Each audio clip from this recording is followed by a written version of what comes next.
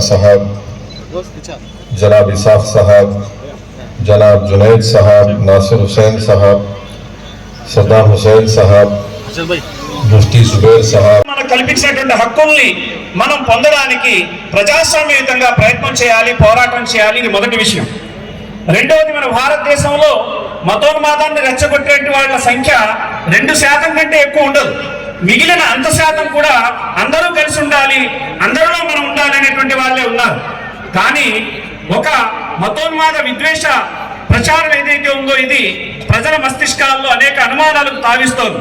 కనుక ముస్లిం సమూహం ఎవరైతే ఉన్నారో, ఇక్కడ యువతరం ఎవరైతే ఉన్నారో వారందరినీ కోరేది ఏమిటంటే, మీరు మీ చుట్టుపక్కల ఉన్నటువంటి మీ ముస్లిమేతర సోదరుల ఇళ్లకు వెళ్ళండి, వాళ్ళకి వక్ఫ్ సమస్యను వివరించండి.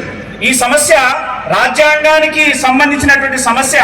ఈ రోజు ఈ కత్తి మాపై వేలాడుతోంది, కానీ త్వరలో మీపై కూడా వస్తుంది జాగ్రత్త అనే విషయాన్ని వాళ్ళకి తెలియజేయండి.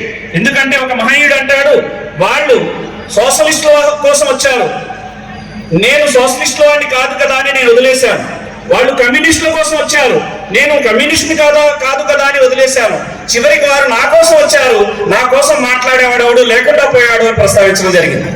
కనుక ఎవరైనా సరే ప్రజాస్వామ్యయుతంగా లౌకికవాదాన్ని, రాజ్యాంగాన్ని ప్రేమించేటువంటి ప్రతి ఒక్కరూ కూడా ఈ వక్ఫ్ నల్ల చట్టానికి వ్యతిరేకంగా వారు కుల మతాలకు అతీతంగా సంఘీభావం తెలపాల్సిందిగా All India Muslim Personal Law Board ఏ న్యాయ పోరాటం చేస్తుందో దానికి ప్రజా సంఘాలు, అలాగే ప్రజాస్వామ్యాన్ని ప్రేమించేటువంటి ప్రతి ఒక్కరూ కూడా సంఘీభావం తెలపాల్సిందిగా ఈ సందర్భంగా మేము కోరుకుంటూ ఈ అవకాశం ఇచ్చినటువంటి జేఏసీ ఆధునికి మేము హృదయపూర్వక ధన్యవాదాలు తెలియజేసుకుంటూ एम्पावर ही करना है तो नेशनल प्री मैट्रिक स्कॉलरशिप को क्यों रद्द किया, पोस्ट मैट्रिक स्कॉलरशिप को क्यों खत्म किया?